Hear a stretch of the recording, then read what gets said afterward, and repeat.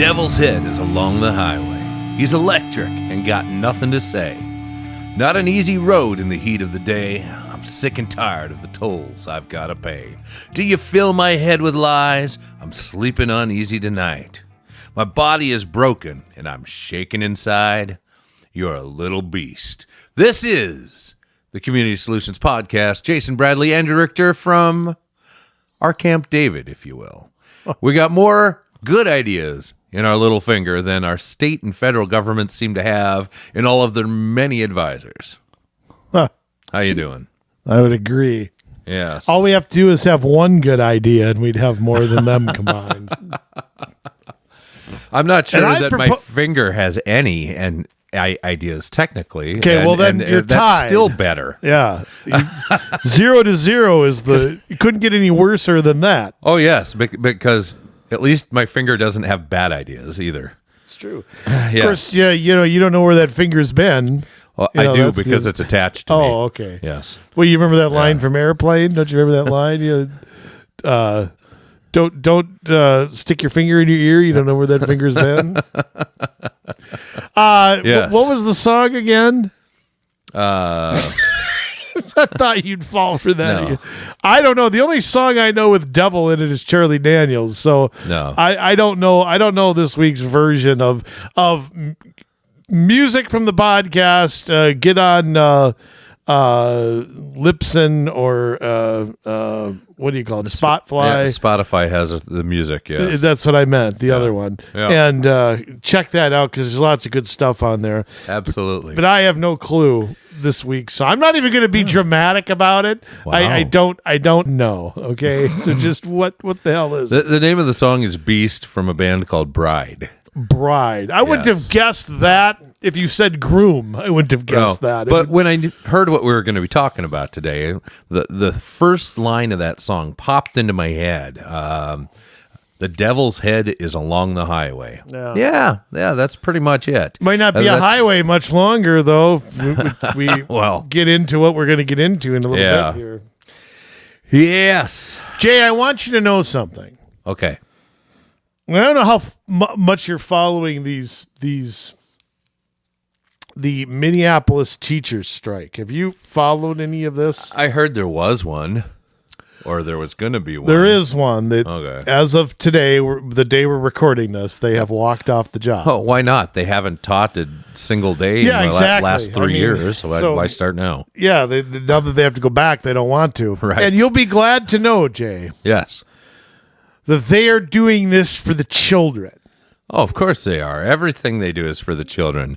Brainwashing them. They're walking off the job of teaching kids, but it's for the kids. Is why they're doing it. My word. If you go to the Sickle and Star Tribune, this is from March 8th. I'd rather not. But yeah. Minneapolis public school teachers and education support professionals went on strike Tuesday for the first time in 50 years. Union leaders, listen to this. This is the president of the teacher chapter of the Minneapolis Federation of Teachers. Quote, "We're on strike for safe and stable schools and systemic change." Now let's get into their demands. Oh. These will be great. And their demands have nothing to do with any of them. Okay. They are seeking a 20% salary increase for 1 year. What? 20%? Who gets a 20% increase? It's right here in the Star Tribune. 20%. And it's a 2-year contract. Oh, my And goodness. a 5% increase in the second year. Union leaders they're starting to compromise now. And only demanding a 12% raise now for the first year. By all means, now let's sign that. They've asked for. Here are their other things. Remember, again, this is all for the children. Education starting salary for education support professionals going up from $24,000 to $35,000. So about a 33% increase. I mean, that's all not quite $1,000 a month, but that's... Well, I don't know what educational support professionals means exactly. Supposedly, they help with transportation, language translation, one-on-one assistance with special needs, blah, blah, blah. Union leaders are also seeking class size caps, increased mental health support for teachers. Don't they already get that? They take off like 50 days a year in teachers in service. Well, not to mention the summers. Yeah. They want competitive salaries, and their average salary is $71,500. Oh, my goodness. Which is not exactly terrible. No. But I can't get over the 20% increase that they are demanding. This is going to be a long strike. I'm telling you, this is going to be a long one because Yeah. You know what? Good for the kids of Minneapolis. The worst thing as parents that you can do is put your kids in that school district and subject them to that. You know what? Say good riddance. Find some good homeschool co-op. Go find something that, and just quit. Quit the Minneapolis schools. Don't give them what they want, and just quit the Minneapolis schools. Well, imagine getting a 20% raise at work for the results they're putting out in Minneapolis. I know. I mean, you ought to be working for pesos, with all due respect. That might be a little much, too. But maybe the Russian ruble would be a better... but you'll notice days. this. Yes. They're not backing off. This is for the children. Of course. Randolph Cooper, a substitute at Bethune, I don't know what that is, must be one of the schools, quote, "This is about our kids. We are making the sacrifice for our kids." So they're sacrificing. They got the talking points down, I'll tell you. They sure do. Oh, all those kids. We got to help them so much that we should leave them at home without education again. Oh, we got to pad our pockets in order to help the kids. I'll tell you what, though, you're right. It's time to squash this. Yeah. Well, I mean, this is where we're at the point where it's going to all collapse under its own weight. I mean, there's just nothing else. I mean, you can't give in to a demand like that because, Yeah. all it's going to do is embolden 20% for the next time. Right. So, I mean, there's just no way that can happen. And again, there's a silver lining here too, I think, Jay, and we've seen these unions overplay their hands recently. I think the teachers' unions are probably at an all-time low here in Minnesota as far as approval rating. I think teachers as individuals are seen differently, but their union heads are about as popular as Joe Biden right now, and I think it may get substantially worse. And I think this is going to be a long strike, which means it'll be a short one because I think it'll be long. Yeah. But there's no way they can consent to, they have a budget and it's set. They have an X amount of money they can spend. Yeah. And that's not changing in the next 2 years, no matter what the teachers' unions do. So I don't know. I'm just kind of the gall of saying this is for the kids. Yeah. I mean, why don't you just admit it's for yourselves? Well, because that doesn't sound as good. When has anything not been for the kids? Whether it's been a referendum or a strike or strapping a mask to their face so they can't breathe. It's all for the kids. Yeah, I mean, and it's all one of three things. It's either transgender or it's racist or it's something like that. Everything is something like that. Everything is anti-woman or anti-teacher or anti-gay or your hemorrhoids are racist, whatever. I mean, there's always just these talking points. I mean, I want to laugh at it. At the same time, I can't help but wonder what the next thing will be, because there'll be a next thing. Yeah. And it'll be even dumber, worse, more unbelievable. Mm-hmm. So, and by the way, St. Paul supposedly reached a deal late last night. Okay. So they are not going on strike. Wow. I don't know what the details were of their 11th hour agreement. They were set to do the same thing today. Could you imagine? I mean, having both of those school districts at the same time on strike. Well, and I'd like one of these teachers union people, to go over to, a single mom's house that their kid has been home, has been back at school, they've been off work, on work, juggling everything. Now we're finally at a point where the COVID hysteria is, the poll numbers have changed. You remember, I thought it was the science. Oh, yeah. Right. And now the kids are back home again. Yep.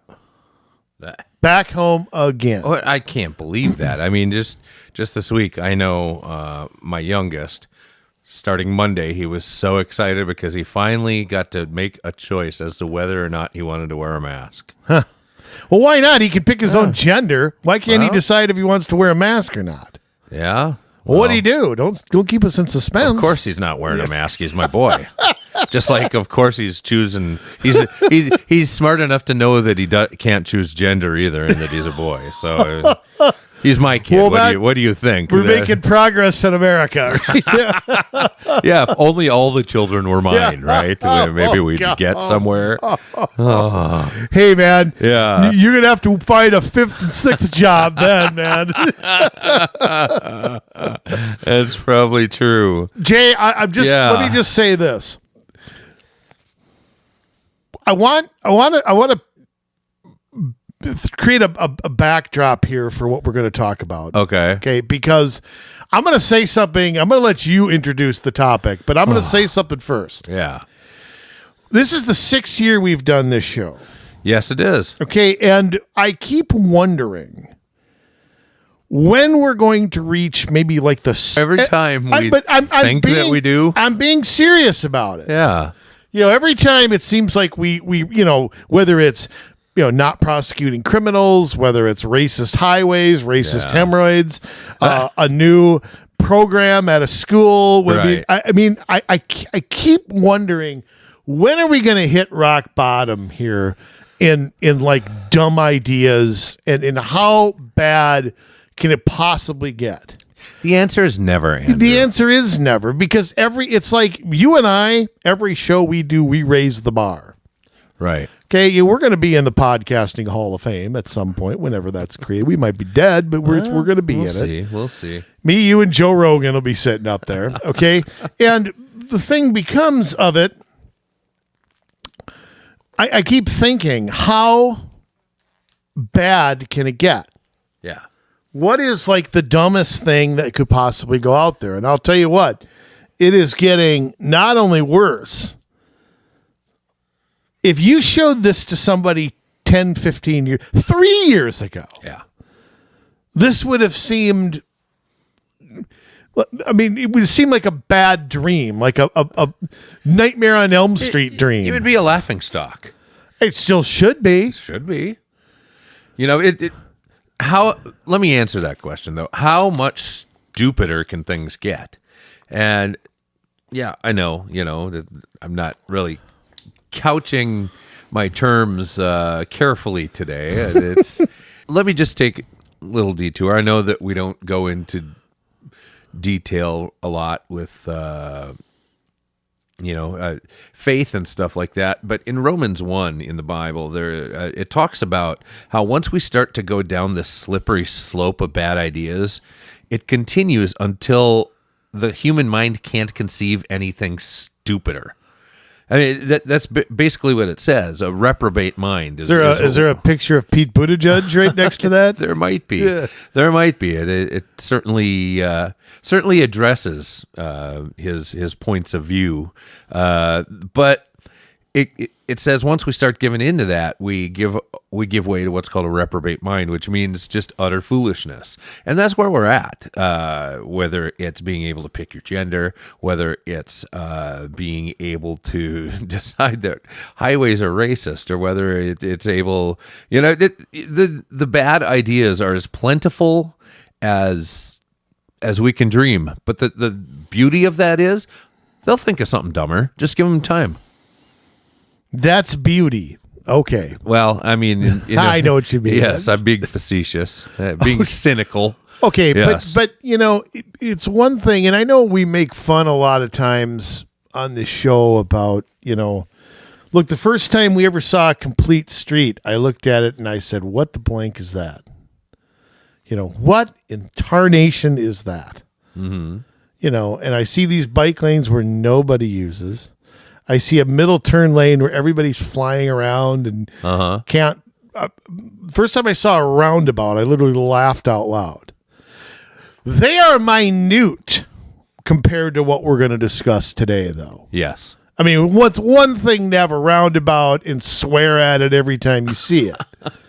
Okay, it's one thing to see a bike lane and see a bird poop in it, and that's the only thing you see in that bike lane all summer. Okay, that's one thing. I mean, I can live with those. I mean, if you gave me the choice, I can live with those two things. Right. Okay, I can't live with what we're going to talk about. What we're going to talk about tonight not only has to be stopped, okay, and I almost, I'm going to tell you something. When I first saw this, I almost didn't think it was real. Right. I'm like, look, this has to be photoshopped. This can't be right. This is actually under consideration. Yes, it is. And not only Sadly is enough. it, but it is down the road a ways. It's got to be if MnDOT's picking up on it. Jay, let everybody know, because I'm making you do it tonight. I ain't going to be the bad guy every time, always delivering the bad news. Yeah. What in tarnation, as Uncle Jesse would say, what in tarnation are we talking about? Oh, boy. Do I really have to say it? Let me just preface it this way, okay? Now, just say it. I don't want to hear your prefacing. No, I think we need to tell if and we're going to refer to this. I'm kidding. We're going to refer to this podcast a bit.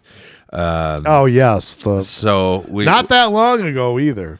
No, it was not that long ago. 2 months ago, maybe we did that. Racist highways. You talking about December? Like maybe it was not that long ago. I'll get a podcast number on that. But yes, we had one called Racist Highways. 230 something. Yeah. Oh.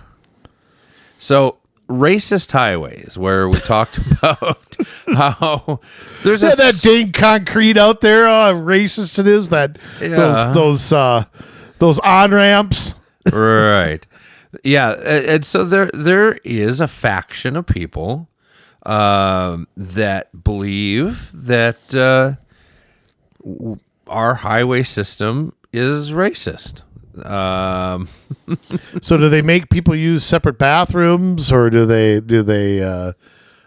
is it whites only out on the highways? I'm just curious. I see black people driving on highways all the time, every day, don't you? I mean, yeah, I do. But they want to say that it gives whites an advantage in getting to the various forms of employment and getting around town and all that and that it splits up neighborhoods so that it isolates minorities. Can I say something about that? Yes. Why is it then that when they build light rail, don't they have to tear down things in order to do that? Don't they have to tear down businesses and or buy them out, things like that? Why is it then that no one complains about racism then? Yeah, that's a good question. I wish I had an answer for that, but okay, well.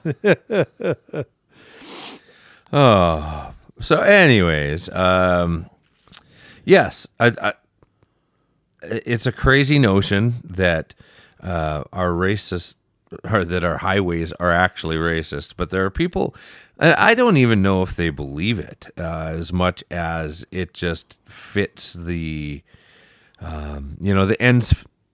The ends justify the means, right? How can we get to this point of accomplishing what we want to do? Yeah, I think there is some of that too. That there's, whatever happens, calling it racist is, how you energize a certain amount of the population. A certain amount of people, it gets opposition to be quiet. Because it'll be considered racist if you oppose something. So I think that there is that. I mean, it's a real stretch to me. Look, roads have been built everywhere across this country. Interstates have been built through every big city. I mean, it is the truth, period. And if we're going to sit there and say that we have to just, let me back up a second. What's being proposed, Jay, on I-94? I'll just say it. You sure? I'll say it. I'll say it. You keep fiddling around with that fancy damn phone of yours. Can't type, apparently. There we are. Okay.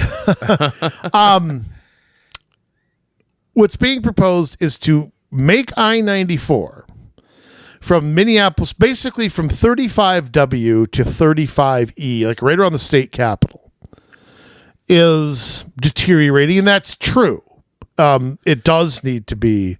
Well, I mean, except where they're doing all that road work right now in downtown Minneapolis from 35 to, that they've been working on 35 since James Madison was president. It's episode 215, June 22nd. Oh, was that long ago? Yeah.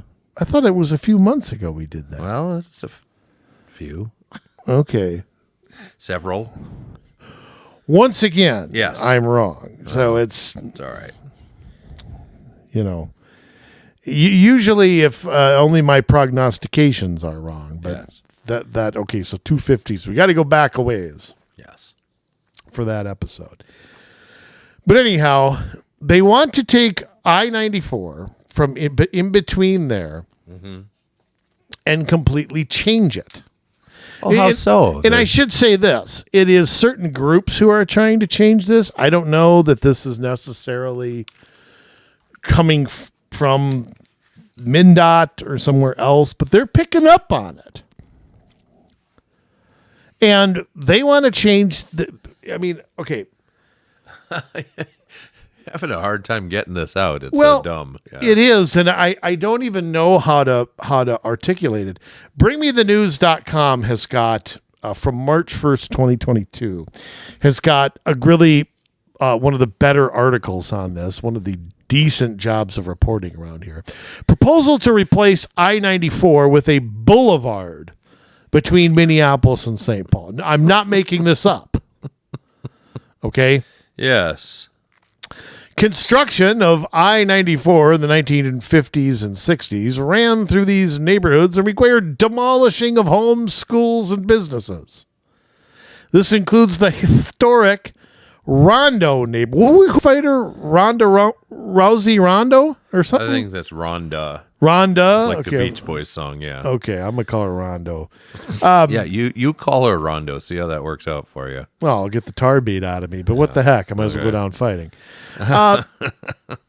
Which was home to 85% of the city's black population at the time, according to the St. Paul Historical Society. Anybody checking their facts? I'm curious. The impact of construction can still be seen, according to the University of Minnesota. And if you're paying tuition to them, I'd ask for it back. This includes air quality issues, congestion, and noise pollution, which negatively impact businesses and residents' quality of life. So, your solution to congestion is to get rid of the interstate and make a boulevard. To slow down traffic so it sits there longer. Has to idle at stoplights. As the interstate ages and, needs depends and all that stuff. Yes. Much of it will have to be reconstructed in the coming years, which MnDOT has cited as an opportunity to improve these issues. But this, in turn, has led to a response by community members who feel now is the time for significant changes that would reconnect communities on the either side of the interstate. Jay, have we not adjusted in the last 70 years to this? I think so. We have Highway 81 running through Crystal. Do we need to tear that down to reconnect the two sides, or can we live with it the way it is? I feel segregated personally. You are segregated against. I think that's true. Local nonprofit and Twitter favorite of ours, Our Streets Minneapolis. Now, they love us. Now, can I say something? I-94 is not a Minneapolis street. No. Can we just say that straight out?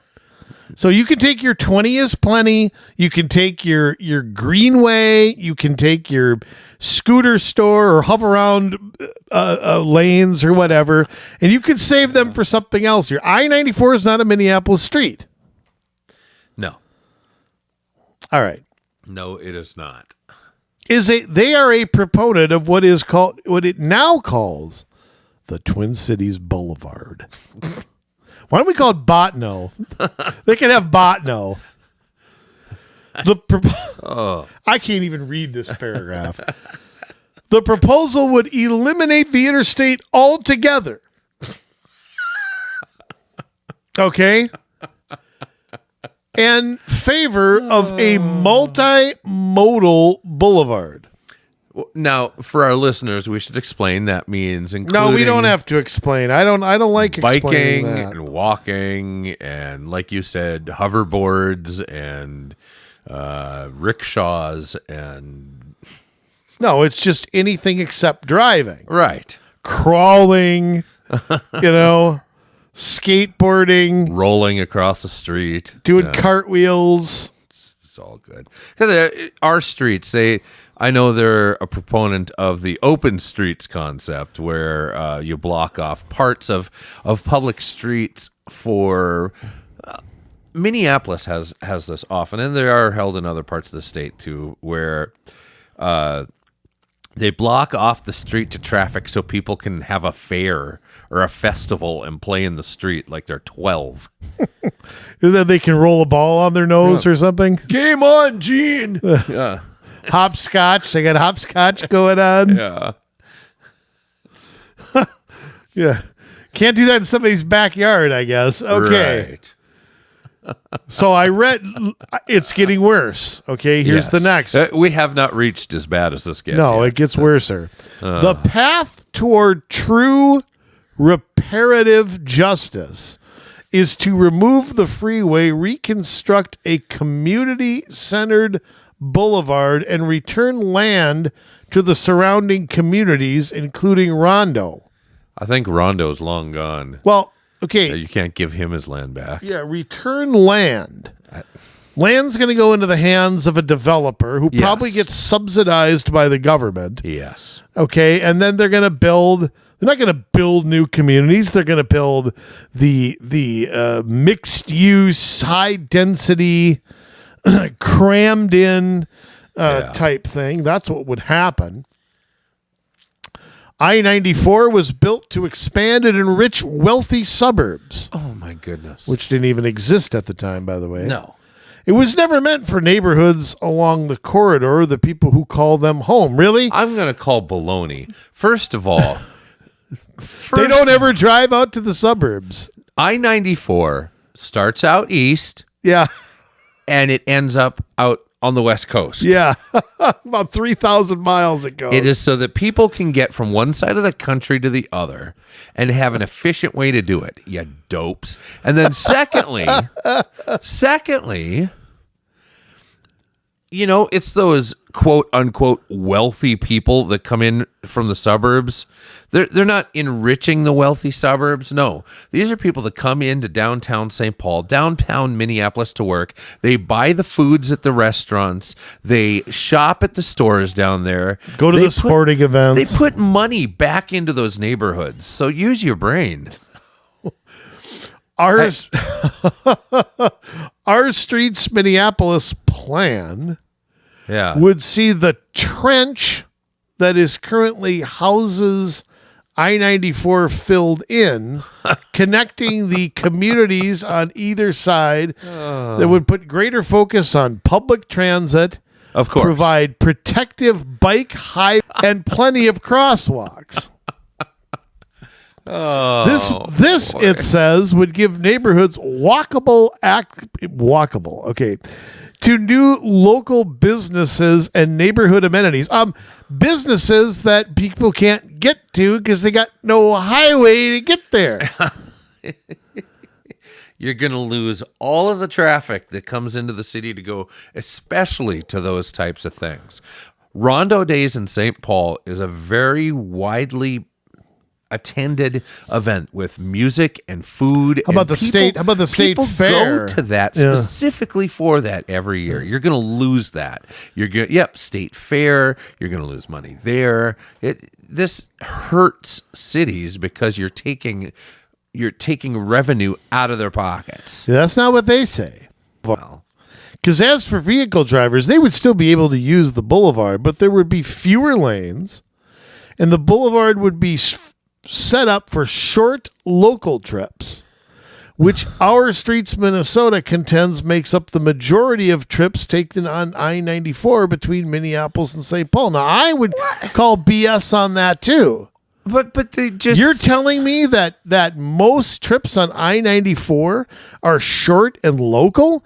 How many trucks drive through there bringing goods from one end to another, or into Minneapolis and St. Paul from another warehouse? How many people come in from there to work? How many people come in there to go to the U or go to the Capitol? Wait, I'd call, again, baloney. Let me reiterate. I mean, I know that, like, this was a long time ago, like, 3 paragraphs ago that they said this?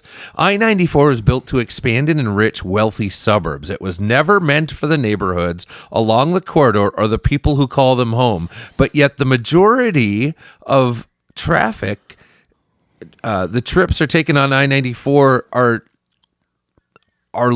short local trips? Which is it? Is it the short local trips, or is it the wealthy suburbs that are taking advantage of this? Yeah, you can't have it both ways. Yeah, they're just hoping you won't notice. You can't have it both ways. It was 3 paragraphs ago. The majority of pass-through traffic would instead be sent via I-494 or 694. Oh, because that's efficient. And boy, there's no traffic there. 494 is busy on Sunday at noon. Oh. That would be redesignated as the main interstate, allowing travel to Chicago or Fargo to more easily travel around the Twin Cities. You go to any major metropolitan area and you have a freeway, and then you have a circle that goes around that major metropolitan area, giving people the choice as to whether to take the main interstate through or to go around. And you look, and that's true no matter what. Okay, now Jay, yes, even Des Moines has a circle that goes around, and if you don't want to, it's 35, and then it's like 535 or something. Yeah. Even Des Moines, even Des Moines has it.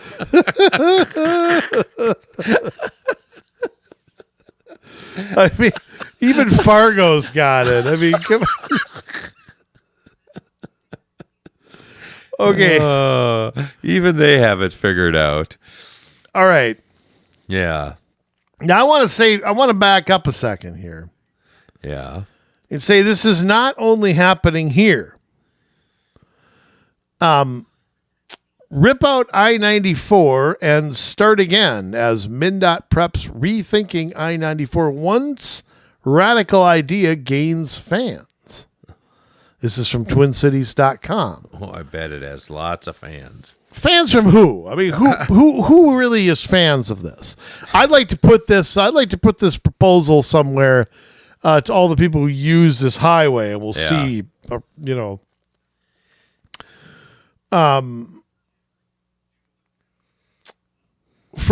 This is what the article says: from Milwaukee to Chattanooga, at least 3 cities tired of poorly planned, badly aging highways routing trucks and cars through their municipal boundaries have simply shut down major stretches of their 1960s area freeways. They've rejected adding new travel lanes, which simply attract more drivers, and opted instead to replace wide highways with cleaner travel options like bike-friendly linear parks. The hell is that? I don't know. According to Our Streets, Minnesota, once again, Alex Burns, quote, "There has never been a highway to boulevard conversion project that has not been successful. They're all successes." So, I mean, what's that based on? What's a success? Frustrating the rest of us? With health and income disparities for freeway area residents in mind, remember we're talking about Our Streets again, has been door knocking and phone banking in the neighborhood that sits along the 7-mile I-94 corridor between downtown Minneapolis and downtown St. Paul. Once again, this is about the multimodal blah, blah, blah, blah, blah. As many as 167,000 vehicles travel peak sections of the 7-mile corridor every day. With limited job benefits for the residents, roughly half of them people of color. And that makes no sense. You said before all the trips are short and local. Yes. Once again, they're saying it backwards again. Yeah. Are you lying now or were you lying then? The thinking goes that rather than treat the two metropolitan cities like a through street or a place to drive to just get out of, drivers who aren't heading into Minneapolis and St. Paul for fun should be rerouted to 694 and 494. Oh, yippee.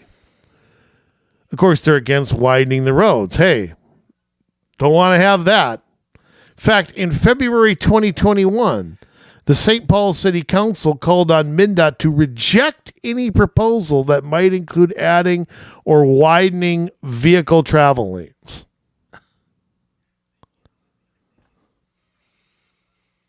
So, yeah, anything that would alleviate congestion, make the trips faster, blah, blah, blah, they don't want. These people are adding to all the trouble there. Now, look, as bad as this sounds, okay, like you said, Jay, we know it'll be topped by something. Yeah. But can you just stop and think? Stop and imagine 94 from the U to the Capitol. One lane each way.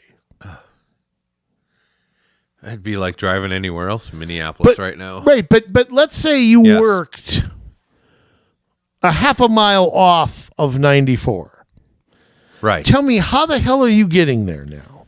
Well, and think about this. I mean, you've got the hospital and the university, and you've got all these things that are just off of 94. And you're going to expect, I mean, moving day, all these people are coming to the university. They're moving into the apartment buildings that are all around. Not anymore. Well, if they are, you're going to be backed up for miles and miles and miles and miles and miles and miles. You'll get there by Thanksgiving. Right. And you've got the hospital right there. What about, getting people in an emergency to the hospital? You got people protesting. By the way, moving day in college, all I think of is Revenge of the Nerds. Okay. When they're moving in. That's all I think of is boy. Revenge of the Nerds. With Gilbert. Remember he was asleep in his shirt with the pocket protector? Okay.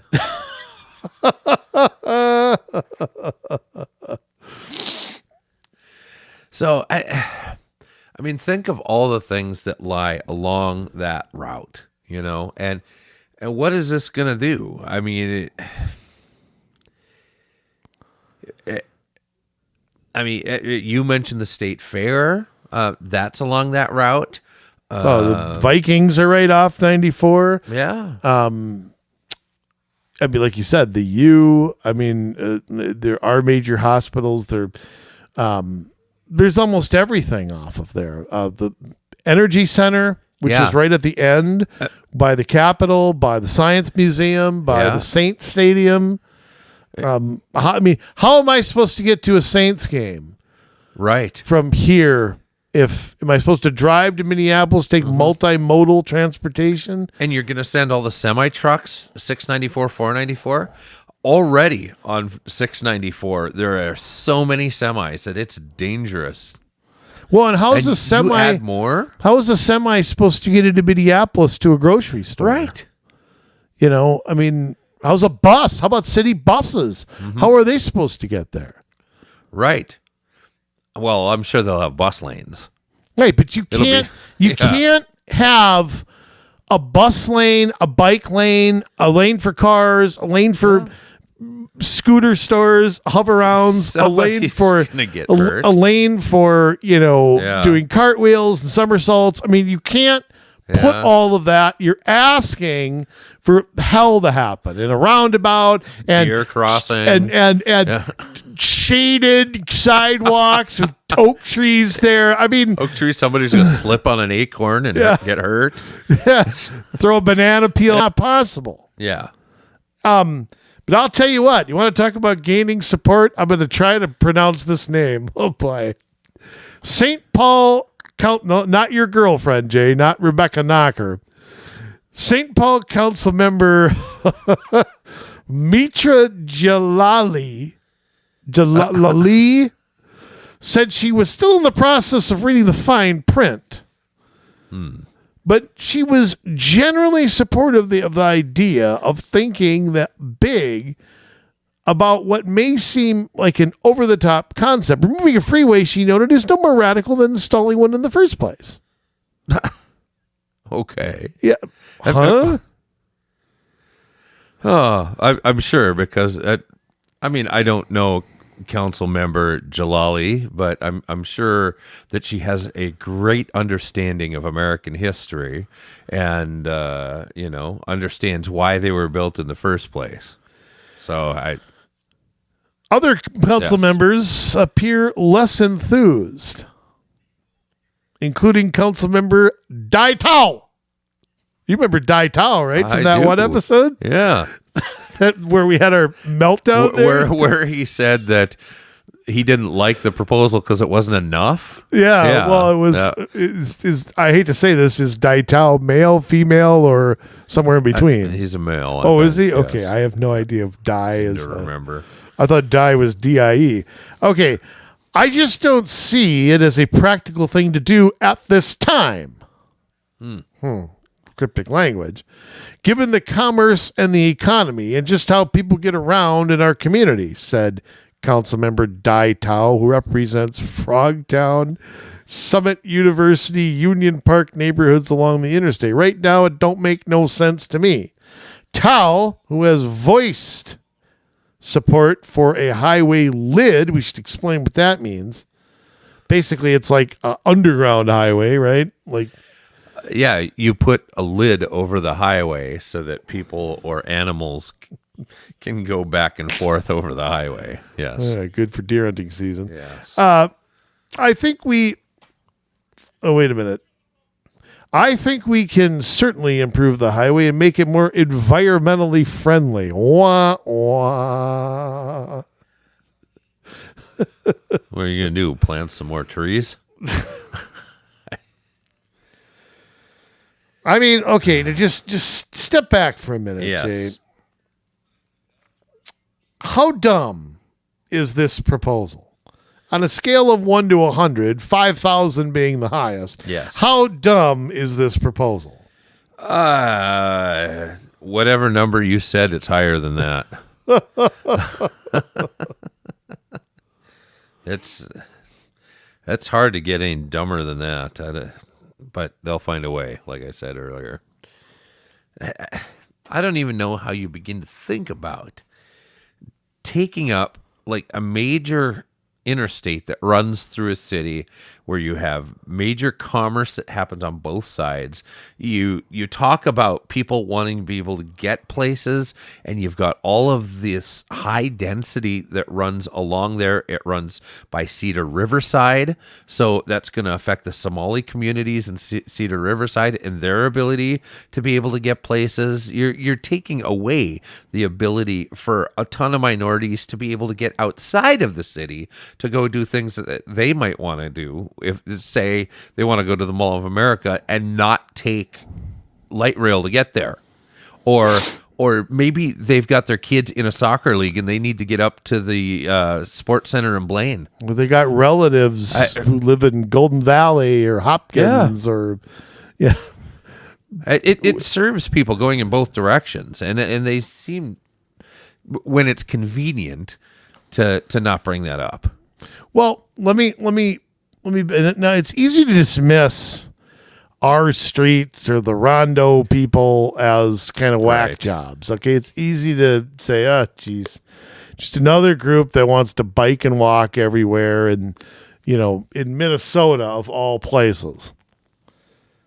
Mm-hmm. But then, for the 3 months a year we can do that. Yeah, exactly. Yeah. But then, because I think to myself, how can I-94? I-94 is an interstate highway. Yes. Meaning Minneapolis and St. Paul, they can make all the plans they want. Right. They don't own it. Exactly. But Jay? Yes. You go to MnDOT's website, and that's where it really gets scary. Yes. Because MnDOT is basically, and they don't use the same language, they don't quite say the same things, in my opinion, is on board with this project. Yeah. And maybe not completely, and they don't come out and say it, but when you go to MnDOT, the Minnesota Department of Transportation, okay, rethinking I-94 is what they're basically promoting. Yeah. Listen to this paragraph. This is on the Department of Transportation's website. Construction of I-94 in the 1960s destroyed homes, disconnected neighborhoods, and led to a pattern of community distrust. Where have I read that before? Yeah, I think we just did. That's plagiarism. That's just plagiarism. Our streets might as well have freaking wrote it. Yes. Now, MnDOT started rethinking I-94 in 2016. Okay, now let me translate that. This is 6 years down the road. Absolutely. This is not something they just, a couple of wackos, started in their greenhouse a couple days ago.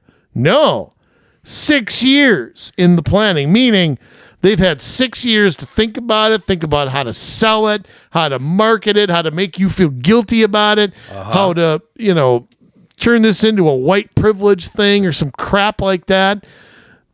They got the propaganda ready to go for this thing. And now they're finally bringing it to the public after they've had 6 years to figure it out. Yes, 6 years. And of course, they've invested so much time and money already that they're going to have to do it. I mean, it's kind of like auditing Southwest Light Rail. Yeah. We're going to audit it, but no matter what the audit says, we're going to go ahead with the project anyway. That's basically the Tim Walz position. MnDOT is committed to doing better.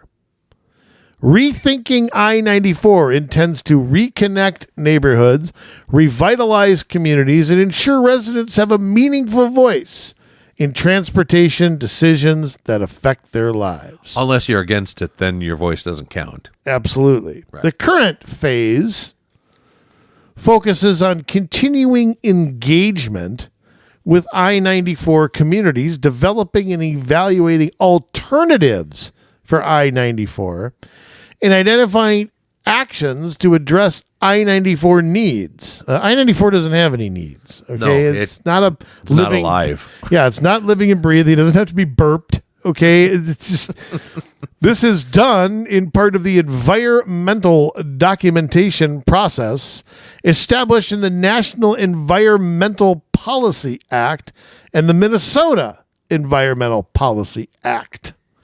And then they have all of these PDFs with around here. And I think one of the things, they talk about goals. Yeah, they also have a place for you to give a comment, so you might want to fill out the comment You form. may. Well, They I might not may. pay any attention, but they may. Rethinking I-94 Statement of Goals. Now tell me, where have you heard this before? Incorporate the livability framework through the process to identify opportunities for establishing a new sense of place, community connections, economic opportunities, equity, safety, and healthy environment for the communities that work, live, and play there. Okay, now this is a damn highway. Okay, If you're playing in the highway, you got bad parents. yeah, but I mean, Yes. we're gonna have a sense of place on a freaking highway. You know what your sense of place is? Get from one place to another. Yeah. There's your sense of place. Keep moving and stay to the right, buddy. And equity, you can all drive on it. Yeah. It's not whites only. Okay? So No. there's equity. I mean, look, that's their statement of goal. This is on the Department of Transportation's website. Yeah. This isn't revitalizing Rondo. This isn't some whack job greenhouse gas group. This is our Department of Transportation. Yes. They And continue. that should scare everybody. When it makes it that far, when you've got the radicals in the position of power to make the changes and make the decisions necessary to make those changes happen, we're in trouble. They're already so far down the road on this, and they've got buy-in. Well, I'm shaking my head at the next paragraph because it's literally gobbledygook that you hear all the time. Develop and execute. Not a good choice of words. No. A community-based approach focused on reconnecting neighborhoods, revitalizing communities, and ensuring residents have a meaningful voice in trying. Where did I just read that? I could have sworn I just read that on like one of those other websites. They keep talking about wanting to reconnect communities. Like people are going to wander and across and just how many people Oh do my you God, know? we're reconnected. How many people do you know that you live next to? Say nothing about walking across the city and meeting new people, and it's like, Well, if they want to go, they'll do it themselves. Yeah. That's. if they don't know how to cross the street already, I don't know. Well, they watch the chicken, maybe. I don't know. I don't think nothing is completely cut off.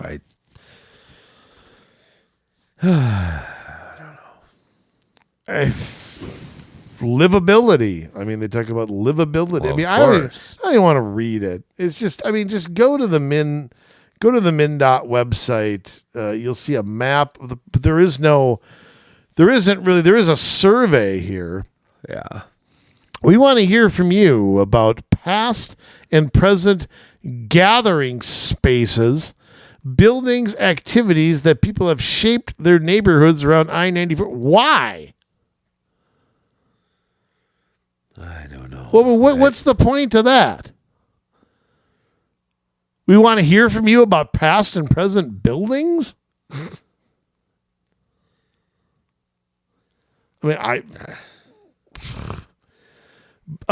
There's a background page to this that once again is pretty much same thing you keep hearing. Right. Here is an amazing part. Here's an amazing part. They have this background here. They call I-94 the heart of the Twin Cities metro area. And again, they have like a little poster shot And again, like you say, Jay, everything above here can't be true. How many vehicles, how many freight trips, how many bridges, how many tunnels, stadiums, libraries, schools, theaters are all served by I-94. And yet somehow we're to believe that only local people make these trips. And I mean, I just like to say, if all these are being serviced by I-94, how do you possibly rethink it? Yeah. Well, like they say, the only other option is to push people to 694 and 494. And well, what about them? They don't. The highways run through their neighborhood. Doesn't it cut off? Absolutely. So why isn't the same thing being worried about in those neighborhoods? We're gonna have to turn that into a boulevard too. Yeah, why not? So reconnect our neighbors, so those people in Bloomington and in Richfield can get reconnected. They're separated. That's bad. And we can't have that. We got to make sure that the deer can cross 494. That little Johnny and his scooter and Rondo and his bike or whatever can cross those things, Yeah. MnDOT Commissioner Charlie Zeeley joined a group of community members, this is back in 2015, at a healing ceremony in the heart of somebody. Robert Tilton showed up and healed the community. Oral Roberts was there. I just love a preacher named Oral who was there to make sure God shined upon you. And by the way, any of you people out here have $1, you send me 50 cents. Success in life. And you will find $5. And when you find that $5, you send me $2. You show me your faith. And God will reward you with a job. And when you go from 50 cents in your pocket to a job paying you $10, $15, $20 an hour, you will see midgets grow. You will see color. You will feel sound. And that, my friends, is success in life. Well, that's what happened at the healing ceremony. Yes, I don't think. I don't know. Come on, Jay. That's separate ceremony. Somebody has to heal the gash, the divide that is tearing our communities apart. And it's called I-94. It's been ripping us apart for 70 years. I guess so. Yeah. By the way, I want to say something here too. There are page after page after page on here. Background, phase 1, materials, committee. I don't know who this committee is, but there's this float chart of data collection and drafts. So I don't know where or what we're going to with this, but I mean, they have a communications and engagement director. I can submit comments for I-94. Christine Kruger, that is the communications. I guess beat you out for the job, right, Jay? Yes. There are videos to watch on this. They have, this is gaining serious momentum, and I am scratching my head here as to how this is going to end. I don't think it'll end up good for anybody, personally. I don't understand how they can even get away with this. I can't imagine that there are so many people that are so on board with this that they don't, well, now they've got the support they need to do it. Well, now I don't know that they have that. I mean, I won't go that far with it yet, but they're getting there. I mean, one thing that has happened is that these groups have done the little work at a time. Right. You know, it's like, okay, we got a roundabout here. How do we get a roundabout here? And then after 100 are put in, MnDOT starts taking notice. Right. You know, so-and-so's got one, so-and-so's got one. Well, let's make a new policy that we're going to put these in here whenever, you know, so-and-so. They understand the long term of it. They understand the importance of planning, of language, of how to sell the things that they're doing. So, I mean, they just have this down incredibly. Right. Well, and a lot of this, I mean, they don't really say. I know you'd have to look into our streets and how they're funded and all that kind of stuff. But there are people at the Minnesota Department of Transportation that are using employee hours and henceforth tax dollars to come up with things like the Phase 1 executive summary. That is all taxpayer funded stuff that's going on. And so where is all this money coming from? Some of it's coming from us, the taxpayer, in the case of like our streets and whatever this Rondo group, they've got to be getting money somewhere to be able to, you know, do their petition and push and lobby and well, I'm sure it's coming from the usual people where everything comes from. Right. Channel 11 has got an article on this as well. Oh, lovely. In the coming months, the Department of Transportation will unveil options for transforming. Okay, this is important. Unveil options, which, by the way, MnDOT's own website doesn't say. Right. Transforming a busy stretch of I-94 that connects the Twin Cities. But a Minneapolis nonprofit says the only way to truly connect these neighborhoods is to remove the interstate altogether. The headline of this article is, with changes on the horizon, should MnDOT be rethinking I-94 or moving it altogether? Well, rethinking I-94 is the headline of their own. That's what they call it. That's what they call it on there. So, and again, I mean, you folks can go there and read that. It's a lot of the same stuff. They quote old Dai Tao again. But, you know, I mean, I'm actually, right now I'm actually speechless about it. I'm actually speechless. Yeah. And to think that we are going to take a stretch and even consider, even adopt the same language and all of that. I mean, you go to a healing ceremony, you know, to me, I mean, that boggles my mind. Yes. It really boggles my mind.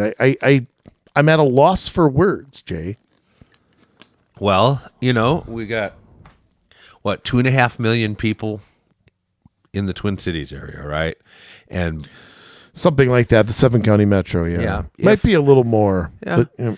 But, I mean, a good portion of those people, I'm sure, need access to I-94. You have, even if the Met Council is partly right in some of the increases in population, that need's not going to decrease, but it's going to increase over time. That having I-94 there is going to become more important than probably. it is today. We ain't going to build no more new roads. Right. I mean, basically the Department of Transportation has declared us built. 610 being the last, Devil's Triangle being the last major project. I mean, there's no plans anywhere to add highways or lanes or anything like that. I mean, there are zero. So, yeah. I mean, if anything, and you look at things like e-commerce, you know, I mean, I think that we're, you know, there's, let me say something about that, though. There's pluses and minuses there. Because you do have more people working from home. There is a natural cycle here that's going on. But you have fewer people going to big box stores and things like that. However, they're still getting the stuff delivered to their house. Yep. So it's a change, but it doesn't decrease our dependence on roads. And here's the other thing. How many left-wingers have you heard talk about, well, we got to rebuild our nation's infrastructure. We got to have more roads and bridges. I know. We got to redo this and blah, blah, blah. Anything but give us a tax cut. And yet, at the very same time, they're proposing crap like this. Why isn't nobody brought this up to the governor? I'd like to hear where he stands on this. Actually, I wouldn't. Right. Because I probably would barf. Well, here's how he would probably answer that. He'd give it his cryptic walls language like he always does. Where he doesn't really say anything pro or against. And then, How about that lieutenant who have a governor? How about that beauty? Ultimately, MnDOT is, funded by the legislature. Where are they? I'm still waiting for those hearings on Jan Malcolm, by the way. Yeah. Kind of still waiting for that, right? Republican Senate. Maybe it's time to drag the MnDOT committee, drag his ass up there and say, what the hell are you thinking? Yeah. That would be nice. You put this in and you can kiss your funding goodbye. That's what I'd be doing. Yep. But of course, you hold the purse strings. Why not? But of course, we're not going to see that.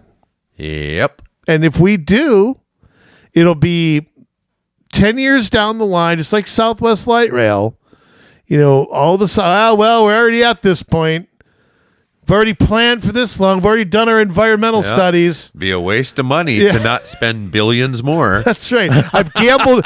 It's like being in Vegas. I've gambled away 60% of my life savings. I might as well just do the rest. Yeah. Why quit now? I might win when I put the title for my house up. Roll me a 7, baby. Roll me a 7. Snake eyes. So, don't rely on the legislature to do anything. They basically let these agencies do what they want. The DNR do what they want. They let Department of Education do what they want. They do anything they want to. They got a free reign. But, of course, they're all taking orders, though. Like the DNR, all these groups work together. They have their conferences. They listen to the EPA. And then it's the same thing here. You have the various transportation agencies that get together and say, here's the trends, here's where the free money is, and and you've got Pete Buttigieg, who's the head over all of it, and who can't explain to me what qualifies him to run the transportation department in this country. He couldn't run transportation in South Bend's southwest corner. And now he's in charge of the entire country's transportation system. He couldn't run a 5K if he had a week to do it. Takes him 2 hours to watch 60 Minutes. Yeah, that's right. Oh, God. Yeah,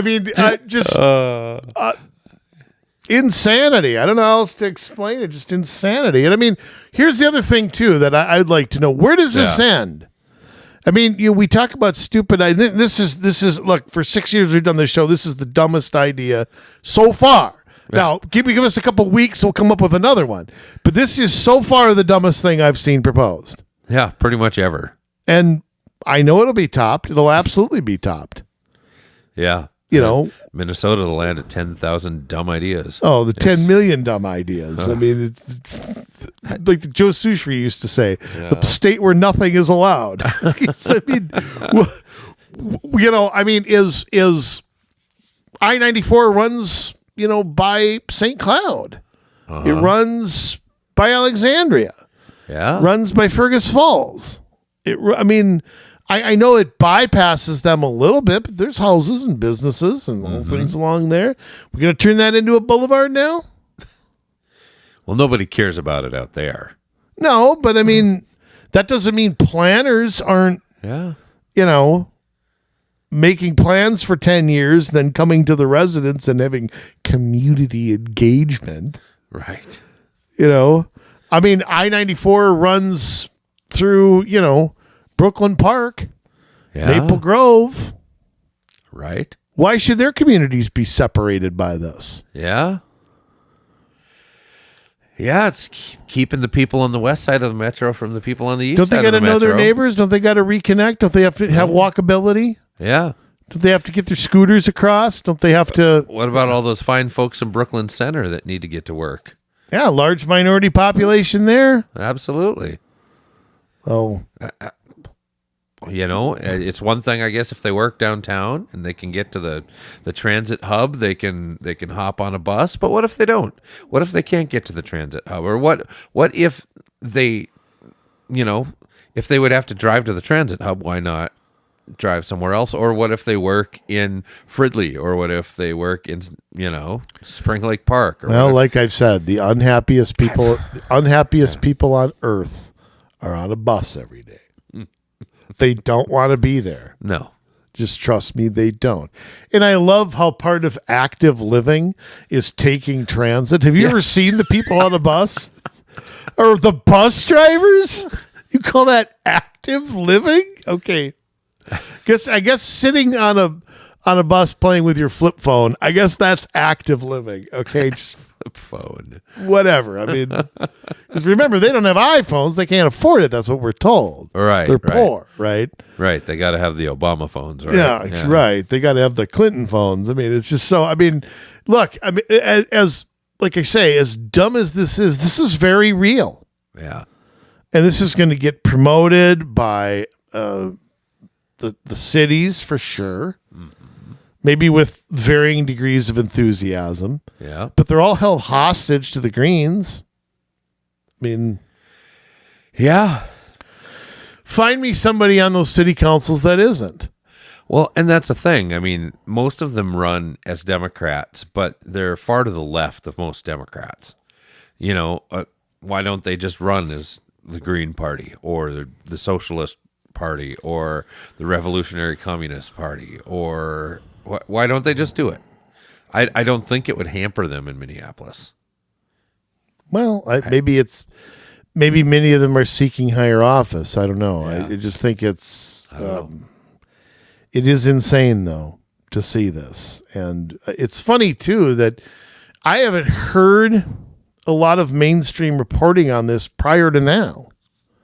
If this has been going on since 2015, where's the media? Where's Carol Evan been? Don't you think? Yeah. Redoing I-94 into a frickin', sidewalk is something worth digging into and scrutinizing? People might want to know that a little bit before they get too far down the road. So, don't count on the local people to give you the lowdown here. Or do it with any criticism, on top of it. So, yeah. I don't know, Jay. I think this is going to happen to a certain degree. I don't think it'll be turned into a boulevard, but I do think it's going to be completely redone. Yeah. And when it reopens in the year 2089, with all these changes, they're saying 2028 or something like that. Well, I don't think it's going to get done that fast. I just thank God I don't ever have to go down there.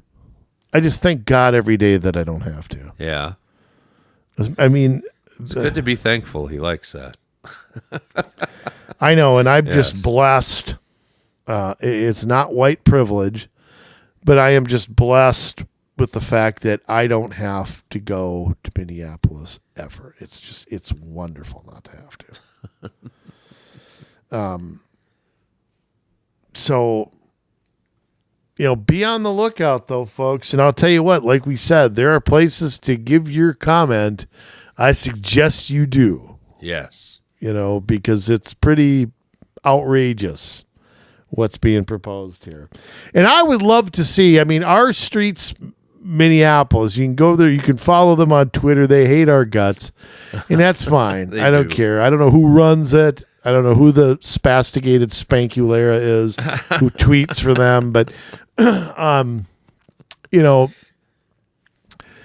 And I don't know how much influence they have. I don't know if proposing this means anything, but they're getting mainstream coverage, and that tells me that there's something to it. Yeah. And like you said, call anything racist, and you're going to get opponents to kind of clam up a little bit. Right. So that's good. People don't want to be called racist. Yeah, but so when you play dirty like that, yeah, you're going to have good people, kind of grow a spine. Well, it's... I don't know. Like I said, I'm at a loss for words about it. I really am. And I don't want to hear anybody else on the left talk about rebuilding roads and bridges. I don't want to hear you say that at all. Right. Because, and by the way, speaking of that, did you see Biden cutting off Russian oil? He put a moratorium. We can't buy Russian. Yeah. So he's going to Venezuela and other countries to beg for oil. Iran. Yeah, right. Good move there. Yeah, if you get one dictator, the dictator there is okay. Why don't we put sanctions on China? I mean, who's financing Russia? It's clearly China. Right. And why don't we do anything to them? Well, then... What is this with Ukraine, by the way? What do they have on the Bidens? I want to know what they've got on the Biden. They got something on the Bidens. Well... Yeah, they know where the bodies are buried, or Zelensky knows, or whatever. But I don't think Zelensky knows. It was the last president. What Zelenko, was that his name? I don't know. And all the oligarchs that are still around over there. Yeah. Well, there's remnants of communism in Ukraine. And don't forget that. But somebody knows something. Somebody knows where the bodies are buried. Yeah. Because when the only time Biden talks and it looks like he's semi-coherent is when he's talking about another country. Right. When he talks about us, he's back to wetting his pants. But when he talks about Ukraine, it's the only time he gets fired up. He gets wound up when he talks about Ukraine. So either he's having a Red Bull, or there's something. They got something on him. They have to. Well, I mean, keep in mind, we kind of know a lot of that already, we know some of it. I would say we know. I think we've scratched the surface, but Hunter Biden's got millions upon millions of dollars from Ukraine. Yeah, can we see his taxes? And that we know that there was pay for play there. We know that people got to meet Joe Biden because of the big Hunter guy. Biden. Remember, he was the big guy, right? And we already know that happened. Yeah, but I love the only place that'll hurt is here. Right. The only place that will hurt. And I'll tell you what, that's all part of the big agenda is to get people out of their cars. And I mean, I think they want $5, $6, $7 dollar a gallon gas. Yeah. So just squeeze everybody out and make it so they can't drive. So, rethinking I-94, folks. Get familiar with it. Yeah. Because pretty soon we're going to be rethinking I-35. Hey, what about 35? Don't that go right through? Goes right through Minneapolis. And 35E goes right through St. Paul. Yeah. So we're going to have to rethink I-35. Absolutely. Even though we've been under construction on that road since, the days of Joan of Arc. But yet... now we got to rethink it all again. Yeah. You got to get to know your neighbors on the other side of 35W. Yeah. Well, and actually, that just reminded me of something. I-35, and maybe I can find an article quickly. They're talking about I-35 used to go pretty much to downtown Duluth and stop. Yes. And then they went and they made the tunnels that go underneath, and it goes to the east end of Duluth, where it goes kind of on London Road and up the shore, Superior Street, and whatever. Yep. They are talking about now taking out I-35 on all of that new stuff that they put in, the tunnels and the. And all of that. So Duluth is trying to rethink I-35 up there. Yeah. Let me see if I can find. Again, that's got to come from MnDOT. I mean, Duluth can't do that.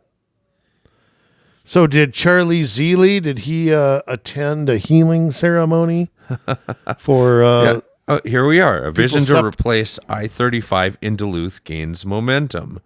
Where are you reading that, Jay? This is from NPR News, that conservative site that they have. This is January 11th, 2022. So funny, I didn't hear about this. yeah. Jordan Vanderhagen Oh boy, started the Duluth Waterfront Collective and came up with the idea for Collective. Yeah, I know. He started the collective. It's one guy. How do you start a collective when you're one guy? Well, he cloned himself a few times. He came up with the idea for revisioning Interstate 35 through Duluth. Pictured is a Lake Street Bridge where Vanderhagen was almost hit by a car several years ago. Part of what inspired the project. So again, we have a guy that is acting completely on selfish motives because something happened to him. He has to punish everybody else. And he probably ran out naked in front of the car too. Well, he looks like he could be just shortly removed from college, so maybe he did have a little bit of a bender or something. I don't know. Huh. One day, nearly 5 years ago, when Jordan Vanderhagen was in college studying landscape architecture, he was Landscape architecture. What that means is he was looking down at the ground. Yeah, exactly. He was studying landscape architecture at the moment he got hit. He was walking across the Lake Street Avenue Bridge in Duluth where he had a summer internship. He had a summer internship on the Lake Street or Lake Avenue Bridge. Yeah, looking at the landscaping. His summer internship was on the bridge. Okay. The overpass crosses Interstate 35, which separates downtown from Canal Park to this booming tourist district along Lake Superior. So, in other words, he was going over to Grandma's for a few. Probably. Yes. I was just kind of walking across trying to think of something to do for my thesis, he recalled, when suddenly a car cut right in front of him on the crosswalk. Luckily, it missed him, but at that moment, he was hit with an idea instead. No. Yes, to come up with a new design plan to make it easier and safer to walk or bike from downtown to the lake. So it's really just about getting rid of this barrier, I-35, and replacing it with a space for people to take ownership of and come together as a community. So they're going to come together as a community right where I-35 is. That's what's keeping this from happening right now. Even though you could take the lake walk and get over there, currently they already have a walking path, but it's so filled with homeless people begging for money and harassing people that they can't use that either. But let's not get rid of that issue. Let's just tear down I-35. So this is not an isolated incident, and I wonder, we'd have to look and see if there's anything like this in St. Cloud or Fargo or... well, think of all the places 35 and 94 go. Yeah. 169 is pretty big down in Mankato, the way that it wraps around, 169 goes everywhere, though. I mean, it goes, up through Champlin, and it runs with 10. It goes all the way up, north of Grand Rapids, northeast. I mean, yeah, you're right. I mean, again, here's the other thing: changes like that can't be made to 35 without MnDOT on board. Yeah, because like I said, Duluth doesn't own I-35. No, it's not a side street where they can put up their sign 5 is plenty. It's it is something very, very different than that. So this little silly son of a bitch here can kick all his ideas or whatever he has, and ultimately, I mean, what's the collective called again? The Karl Marx what now? Yes, Karl Marx fan club, or I guess AKA it's also known as where to go? Duluth Waterfront Collective, and the project name is Highway 61 Revisited. In other words, he's ripping off Bob Dylan.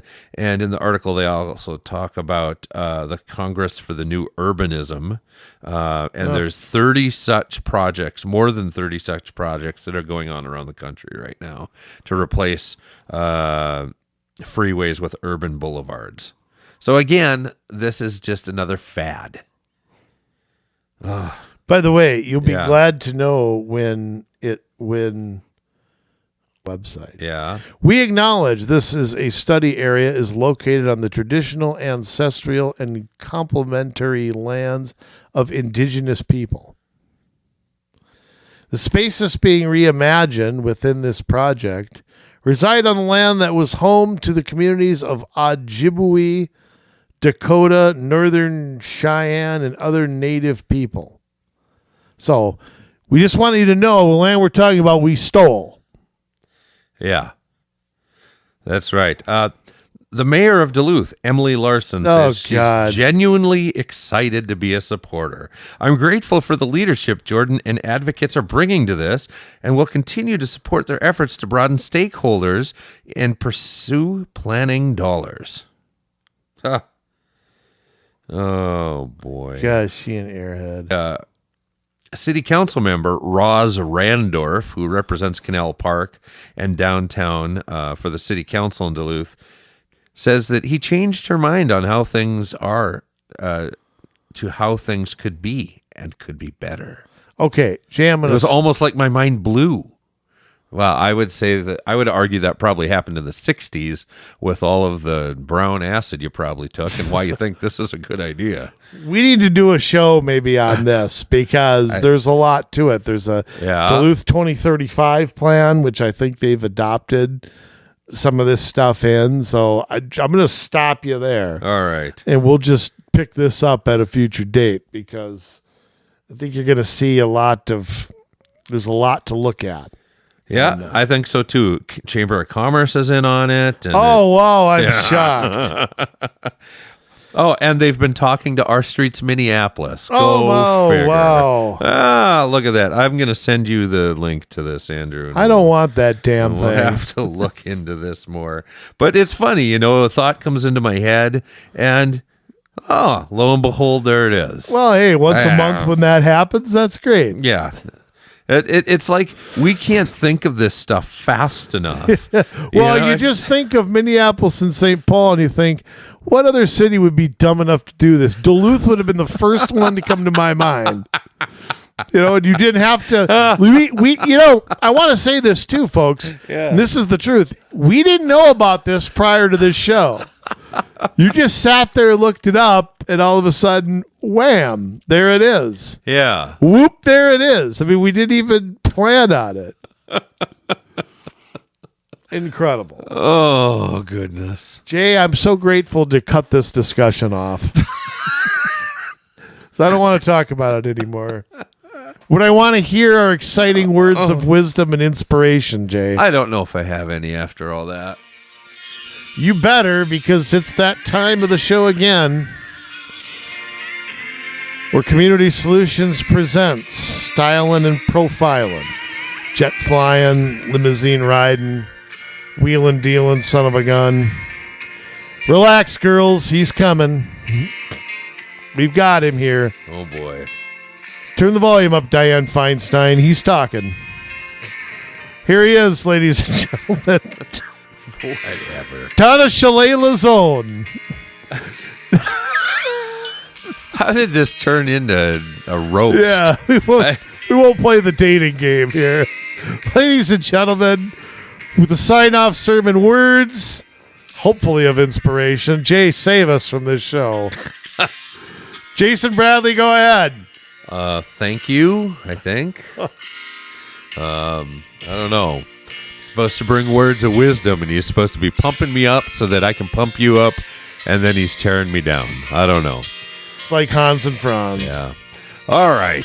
Well, I think you all know that this is probably one of the worst things we've ever heard of. And just, what did we say at the beginning of the show? This is the worst thing we have ever heard of until the next thing. And by the end of the show, I found the next thing.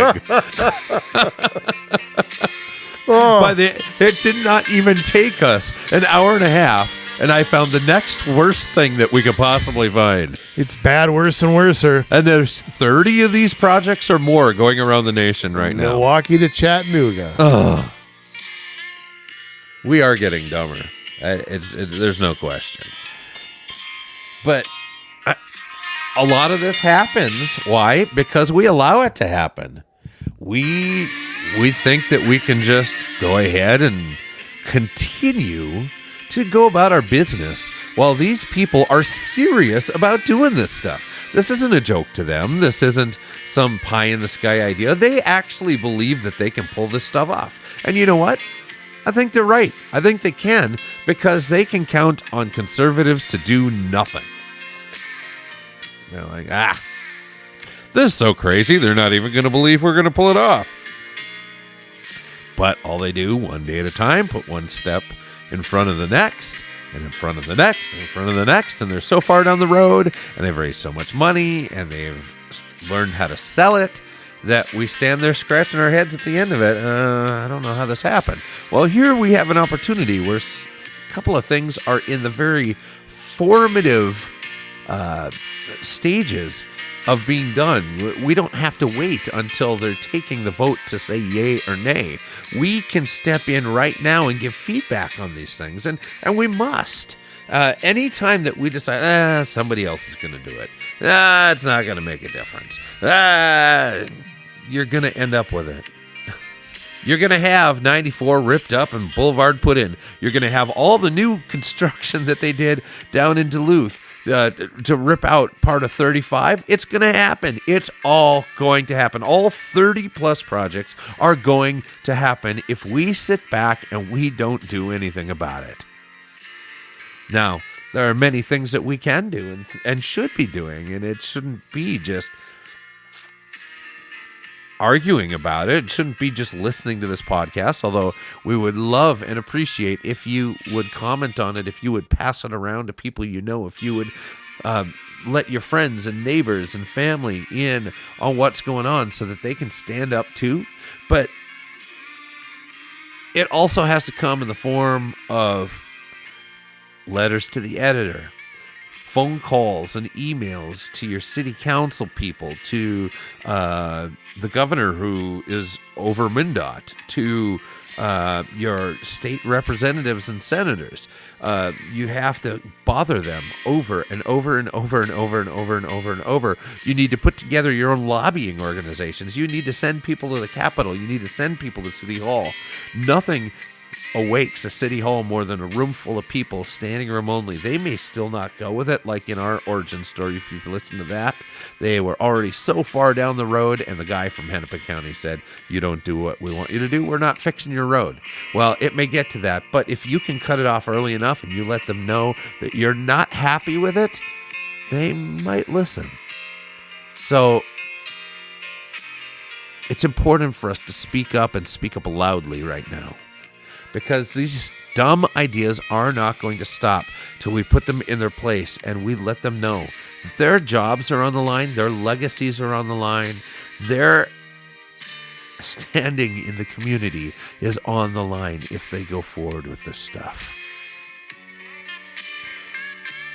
So that's one thing you can do. And another thing you can do, you can start a podcast. You can start a blog to hold them accountable. You could do what we do very easily and be centric just on your one issue or your one part of the state, your city. Those are all things that you can do. Or most importantly, we need people, good people, to get into advisory commissions, to run for office, because that is the only way that we can absolutely say stop, is when we're in a position to be able to make those decisions. So we can continue to play defense, or we can start to play offense. What do you want to do? Because I would rather play offense. I would rather be able to say, no, we are not doing that, rather than begging for somebody not to do it. There is something that is about being able to say no instead of begging somebody to say no that is a whole lot more appealing. And so that's really up to you. I mean, how badly do you want it? How badly do you want to stop this stuff? How badly do you want to come against what's happening in our schools, what's happening in our cities, what's happening in our counties, all the crazy things that they're doing with development and the urbanization of our cities and the building up of transit and what they're doing to our roads and our highways and our bridges, and all of this is done because they are trying to make a play to overtake the system. They think they are close enough that they can go all out right now and they can change it all and hold on to it forever. So what are you going to do? Because the time has come. The time has come for you to make a decision. Are you going to be part of the problem, or are you going to be part of the solution? Well, if you join Community Solutions, join us and you will have the solution, and you will be able to go before city councils, go before school boards, go before county boards, talk to your sheriffs, talk to your soil and water conservation boards, talk to your county attorneys, and be able to share with them your heart en masse so that they know that they're being watched, so that they know that they're being held accountable by the people that put them there. Then we have a shot. We have a shot. That might not seem like a lot, but I'd rather have a shot than have no shot at all. The time has come. We need to stand up. We need to be counted. We need to be able to step into that place of governing. And we can do it because we've got the numbers in most of the state to do it. We've got to stop being lazy. We've got to stop being wimps. We've got to stop just giving in once we do get elected to all of these career bureaucrats that bring these terrible ideas forward. We have to go on offense. The time is now, and it will not come back around if we let it pass us by. That is COMMSolutionsMN@gmail.com, and we will help you. We'll help you save your cities. We'll help you save your counties, your school districts, your state.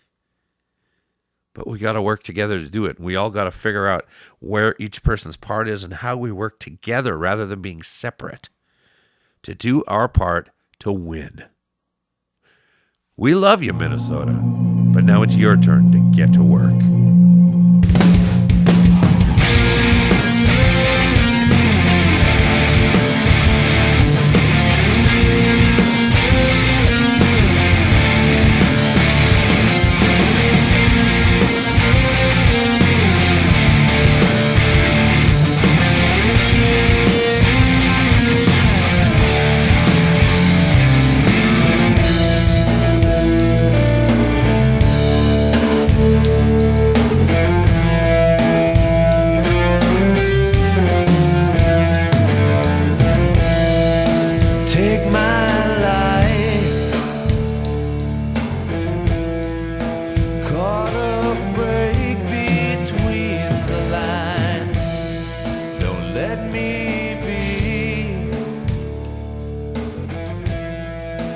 Get to